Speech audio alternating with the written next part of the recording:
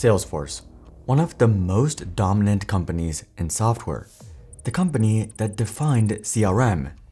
Now, it's dying. In 2 years, they've lost $200 billion in value, down 60%.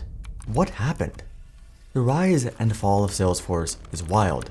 Fake protests, over 60 acquisitions, a war against Microsoft, activist investors, and now AI is threatening to destroy all of it.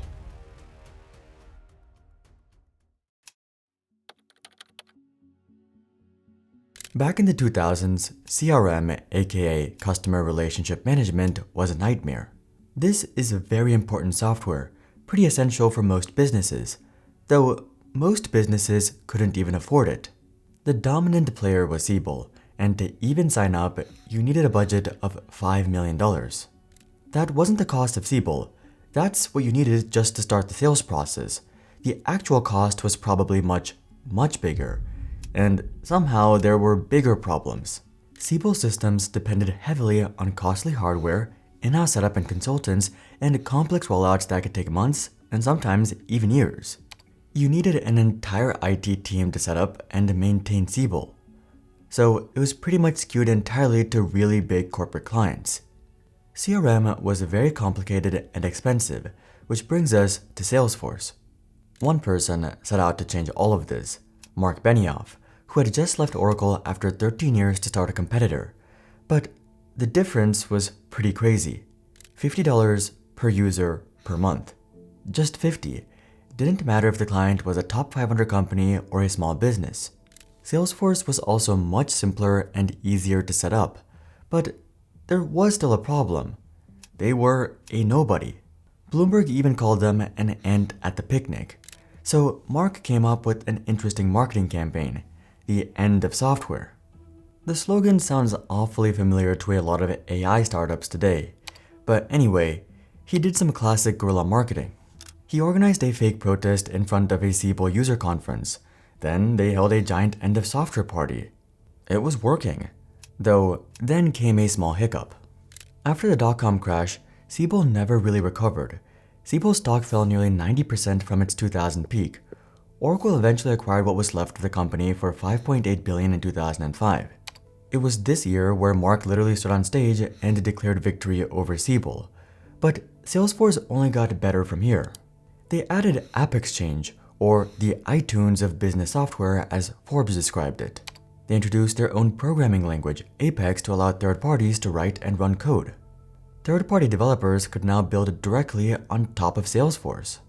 The subscription model immediately resonated with smaller businesses that had been priced out of Siebel Systems, then mid-sized companies, and eventually even large enterprises. Within just 3 years, in 2002, Salesforce had reached $22 million in revenue. Then, the company nearly doubled every year after. $300 million by 2006, $748 million by 2008, by 2012, Salesforce had crossed $2.2 billion, then $6.6 billion by 2016. Everything was going great. Salesforce was dominating. But around this point, Mark had set his sights on something much bigger. Microsoft.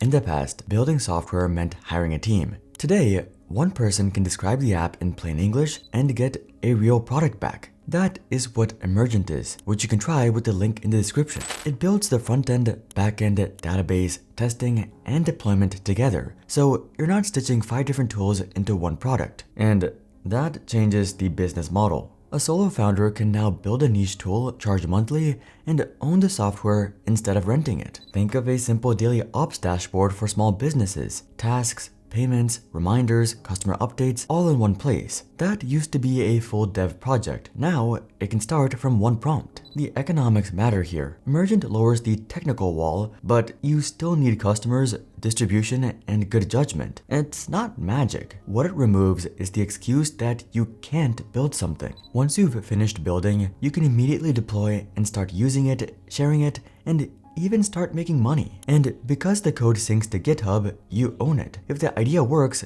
it is not trapped inside a platform. You can build all these types of high quality projects on Emergent. If you have had a software idea sitting in a notes app for years, this is one way to see if it deserves to exist. If you want to try building with Emergent, the link's below. Thank you to Emergent for sponsoring this video.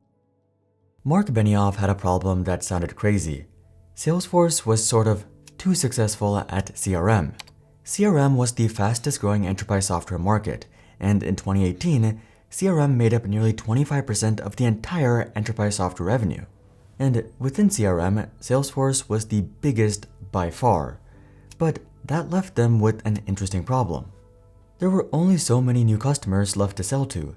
Their incredible growth had already been baked into the share price, which had begun to flatten.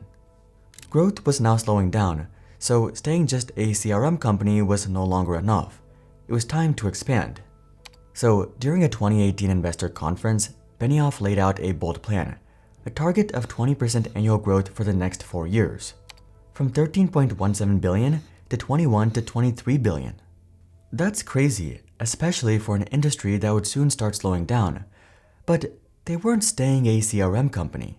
Mark introduced Customer 360, a suite of apps that brings together customer data from all kinds of sources into one platform, encouraging customers to buy more and more of Salesforce's apps. With this, Salesforce was starting to offer almost everything a company could need: sales, marketing, communication, e-commerce, cloud, analytics. It's a pretty basic concept that tech companies have used since the beginning of time. Provide a way to connect all the apps a customer uses so that data is stored in one app. It was a broader software ecosystem than even Microsoft. I mean, just look at their own slide. Salesforce was clearly going after Microsoft, and they would do so by acquiring everyone. Earlier that year, Salesforce had acquired MuleSoft, a cloud company, for $6.5 billion, their largest acquisition to date. Cloud was lucratively profitable, especially when combined with suite apps. When customers use more than one cloud, they spend way more money on Salesforce, as much as 10 times as much. Investors thought they overpaid. $6.5 billion was a bit much, though the ceiling for more revenue was pretty high. Just look at how much Microsoft makes from Azure alone. But this was just the beginning. Salesforce would get addicted to acquiring companies. And as they would soon learn, having everything didn't make for the best business. In 2019, Salesforce acquired Tableau for $15.7 billion. World's #1 CRM and the #1 analytics platform come together to supercharge customers' digital transformations, they said. Tableau serves as interactive data visualization software focused on business intelligence. And even before the big Customer 360 announcement, Salesforce had been acquiring everyone.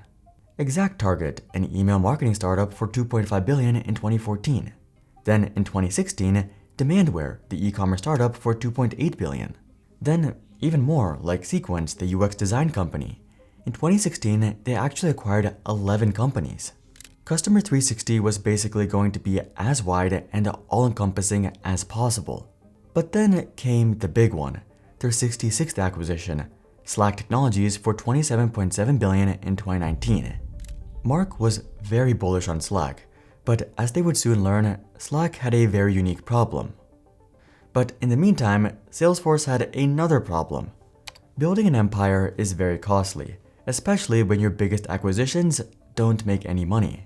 Slack and Tableau weren't profitable, so adding them to the giant enterprise might help long-term, but for now, it was making margins smaller. This caused a $306 million dip in profit after 3 straight years of earnings above $2 billion. Shareholders were annoyed, but it could all be worth it if the growth paid off. Could the company actually compete with Microsoft? Unfortunately, it was right here that Salesforce took an unexpected blow.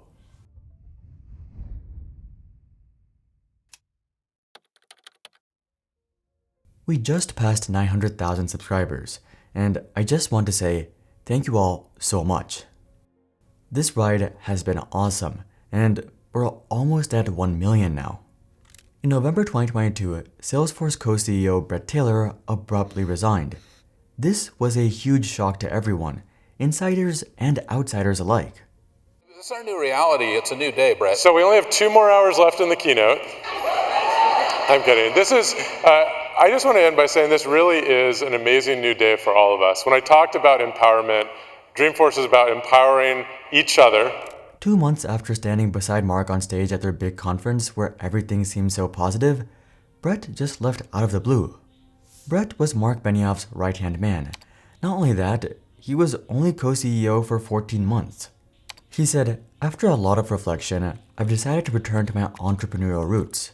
With Salesforce's best-in-class management team and the company executing on all cylinders, now is the right time for me to step away." So, what was the problem? CEOs change all the time. Well, even if there wasn't anything wrong, it looked like something was. A new CEO resigning out of the blue isn't a good sign for the company, and it gets stranger. Keith Block held the role for 18 months before departing in 2020 under similarly unexplained circumstances. Maybe Mark Benioff couldn't handle a co-CEO? Maybe things were looking bad internally? Expected revenue was below Wall Street expectations. It's hard to say exactly, but one thing did come of this.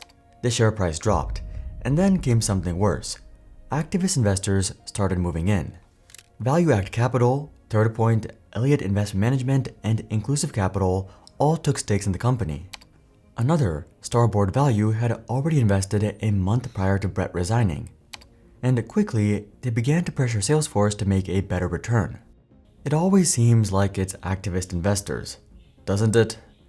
But to be fair, the acquisitions and big integration plan wasn't really working out. They compounded it into a new problem that would have horrified the 1999 version of Mark Benioff. Salesforce was now hugely bloated. It now had all kinds of bottlenecks. Lots of great products and services? Probably, but actually knowing how to use them was becoming more challenging, especially for small to medium companies. Challenging and expensive. Often, you'd need dedicated expensive consulting and ongoing support, which would cost even more. I was a proud certified Salesforce admin 2014 to 2019. Salesforce was an incredible product back then. Salesforce did not scale for small and mid-sized companies. It has been scaling straight past them. More clouds, more SKUs, more complexity, less usability. Innovation is focused on Fortune 500. Sayonara, Salesforce. Hello, HubSpot. The company that disrupted Siebel so long ago by being simple was starting to become Siebel. Plus, some of their acquisitions didn't really work. For example, people weren't sure if Slack was a standalone product, a bundled feature, or a true competitor to Microsoft Teams. It wasn't bundled, so you had to pay for Slack separately. And while Slack remained popular with startups and smaller companies, large enterprises were still leaning towards Teams, and as a result, the rest of Microsoft's ecosystem. Something needed to change, and new investor pressure was growing and growing. So Salesforce cut 8,000 jobs. They reduced spending and shifted away from growth at all costs and toward profitability. At first, it seemed like things might turn around. Profits surged. Just look at that change. By 2024, the stock climbed to a new high of $340. Then they announced dividends. It seemed like Salesforce had made it. It was time to start making money. Then came 2026. The stock was going up and down a bit, but now it began to plummet. What happens to per-seat CRM software when AI agents can do the work of the people sitting in those seats?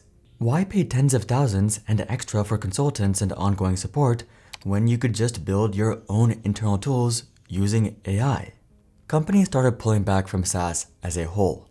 On February 5th, 2026, about $285 billion was wiped from software stocks in just 48 hours. Roughly $2 trillion in market value over the past year. Everyone is replacing traditional SaaS products with AI. Since peaking in 2024, Salesforce has lost more than half its value, from $346 billion to just $145 billion. So, what is Salesforce doing about AI agents? Well, another acquisition, Informatica for $8 billion. Data and context is the true fuel of Agentforce, and without clean, connected, trusted data, there is no intelligence, only hallucination. When companies get their data right, they get their AI right, and Agentforce becomes unstoppable. They also redeployed 4,000 customer support roles elsewhere as they implemented AI, then another 1,000 layoffs from other roles. There's some pretty big irony here. In 2022, Salesforce released an ad called wow your customers with Salesforce. And now, the company built to manage customer relationships has replaced its own customer service workers with AI agents. Salesforce became the exact problem it was created to solve. It was cheaper, easier to onboard, and laser-focused on the core problem, CRM. Siebel Systems was bloated, expensive, and overly complex. But Salesforce followed the same path. Plus, I feel like Salesforce was more focused on beating Microsoft than on offering the best solution to customers. I'm not sure how many of these acquisitions were actually good decisions long term. You can't just acquire your way out of a problem. But there's still a big question. What about Slack? This app is still insanely popular. So why didn't it help Salesforce win? Slack might be an even stranger story. Not only was Slack first, but it was genuinely the better product. So why is it getting destroyed by Teams? A worse, blatant copy? Click this video to learn the rest of that story.